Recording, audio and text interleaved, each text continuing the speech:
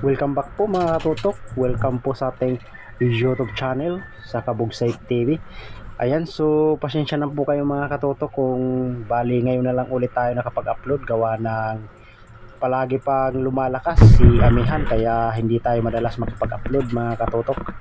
Yan, kung sa mga bago pa lang sa aking channel mga katutok ay huwag niyo lang kalimutan mag-subscribe, paki-hit ng notification bell para lagi po kayo updated sa mga video nating gagawin. Kagaya nito. Ayan, so bali apat kami ngayon. Kasama ko pa rin yung tropa. Ayan, so bali malinaw naman yung tubig o sana ay hindi malamig. At makadali tayo ng kulambutan mga katutok. Ayan. Let's dive na tayo. At ito nga mga katutok, nakakita tayo ng napakalaking kulambutan. Yan, so ito na yata yung pinakamalaking kulambutan na nahuli ko. Yan, sobrang laki nito mga katutok, nasa mababaw lang. So bali sinadya talaga namin mangulambutan ngayon kasi nagpahuli yung kulambutan. Pero matagal din tayong lumangoy mga katutok bago tayo nakakita ng kulambutan. So bali unang dive natin ito at ito lang yung nahuli natin mga katutok. Yan, so paahon ako nito mga katutok pero magdadalawang dive tayo mamaya mga katutok. Yan, ayos, sub, napakalaki. At ito nga mga katutok, nakagilid na kami. Nakachamba yung kasama ko ng 5 kulambutan mga katutok. Yung sa akin ay isa lang. Pero wag kayong bibitiw mga katutok dahil meron pa tayong pangalawang dive. Yan, so matagal tayong naglangoy. Isa lang yung nahuli natin, yung kasama natin maraming huli. At ito yung huli ko mga katutok, oh. Napakalaki, mahigit 5 kilo siguro yan. Ayos. So wag kayong bibitiw dahil mas marami pa kayong aabangan sa pangalawa nating dive mga katutok. Kaya sa mga hindi pa nakapag-subscribe dyan, baka naman mag-subscribe ka na para lagi ka na updated sa mga video nating gagawin kagaya nito. At ayan nga mga katutok, nandito na tayo sa spot. Yan, so bali pabalik yung Agus, kaya dito kami magsisimula. Ganun pa rin yung mga kasama natin mga katutok. Bali alauna na ng madaling araw na ngayon mga katutok. Bali ito na yung pangalawang dive natin.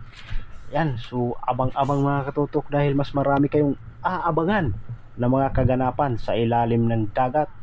Kaya tunghayan nyo kung ano yung mga mahuhuli nating mga isda mga katutok.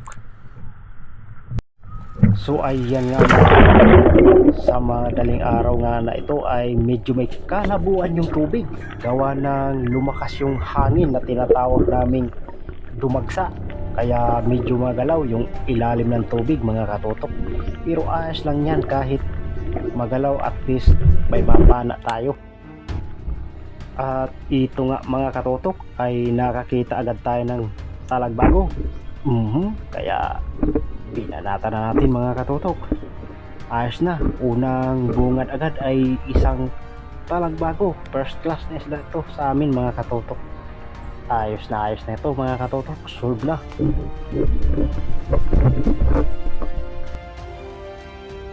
At ayun, sisid ulit tayo. Isa namang talagbago yung nakita natin mga katutok. Mas malapat ito dun sa nahuli natin nung una. Yun, kaya malaking karagdagan na ito sa mga pambenta natin mga katutok. Ayos, maganda yung tubig dito sa Malaot mga katutok dahil malinaw yung ilalim. At dito yung nakakita naman tayo ng isang isdang buntot lang yung nakalabas. You know, yun, sapul. Kala ko kung anong isda na.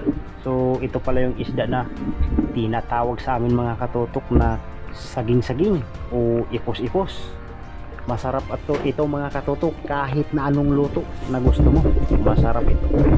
Ayan, ayos na ito mga katutok. At ito nga mga katutok, nakita tayo ng isang ulambutan mga katutok. Yun, oh. Yan, nakadapa siya sa bato. Ano kayang ginagawa nito mga katutok? Sa pool. Yan, bali pandagdag na ito doon sa nahuli natin malaking kanina mga katutok. Bali pambinta na ito. solve na yung pambigas natin kahit papano. Medyo may kalabuan na yung ibabaw mga katutok kaya lumalakas na yung hangin. At ito mga katutok, isdang nakalabas lang yung nguso. Yun, oh. Ganda nagtago talaga dito.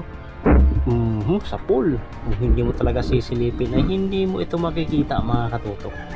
Yan isdang saging-saging uli o ipos-ipos mga katutok. Yan, nasa mababaw lang talaga itong mga isda na ganito, yung mga ipos-ipos. Masasarap ito mga katutok. Ayun mga katutok, ito pa isang ipos-ipos uli. Talagang napakahirap nito hanapin. Kung di mo talaga sisilipin yung mga butas-butas ay hindi mo talaga siya makikita mga katutok. Yun, oh, gusto pang pumiglas. Yun, oh, ang laki. Yan, gusto dagdagan na uli yung saging-saging natin mga katutok. Yun, oh, mas malaki pa sa palad ko mga katutok. Sobrang sarap talaga ng isda na ito. Ayos na, solve na at pwede na itong ibenta mga katutok. Oh, muntik pang makawala mga katutok. Laples yung tama. At ito nakikita tayo sa talagbago, malapad din. Panataratin sa pool. Ayos, talagang pahuli yung talagbago dito sa amin mga katutok. Basta mga ganitong buwan, March hanggang April, diretso to hanggang Mayo mga katutok. Ang lalapad ng mga talagbago dito sa amin pag nagpapahuli. So yan mga katutok, nakikita tayo ng isang surahan. You know, napakasigit talaga ng kanyang pinasukan. Yan, so bali angat muna tayo at magkukuha muna tayo ng hangin dahil nawalan tayo ng hangin. Yan, so malaki na ito mga katutok. At unti-unti ay binalikan ko rin, baka sayang at mawala, pandagdag na rin. At dito ko siya nakita sa may maliit na butas, you know.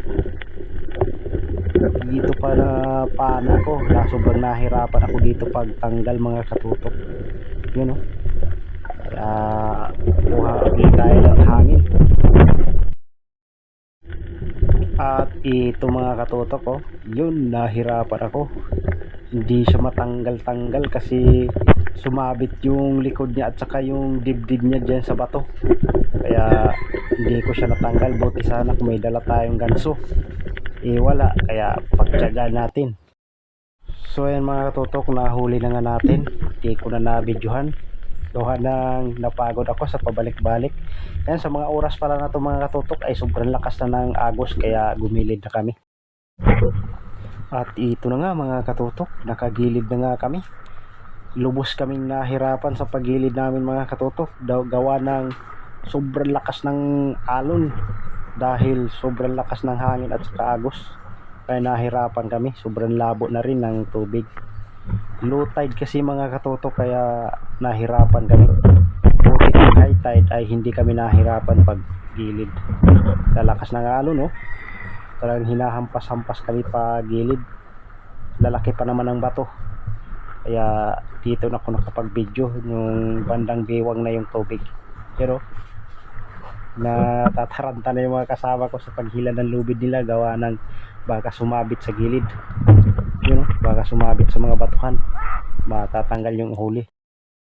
At ayan nga mga katutok, nandito na tayo sa tabi at kahit pa paano malakas yung agos, malakas yung hangin at malalaki yung alon ay nakahuli pa rin tayo mga katutok ng mahigit 3 kilo lang naman mga katutok. Maganda sana yung panain kaso hindi kami makapagpamana ng maayos gawa ng lalakas talaga ng hangin at saka agos at alon. Nagsabay yung tatlo. Yan mga katutok, maraming salamat po sa iyong panonood at kung umabot kayo dito ay huwag niyong kalimutan mag-subscribe. Ay mga katutok, thank you for watching po. Kita-kita po tayo sa mga susunod kong upload.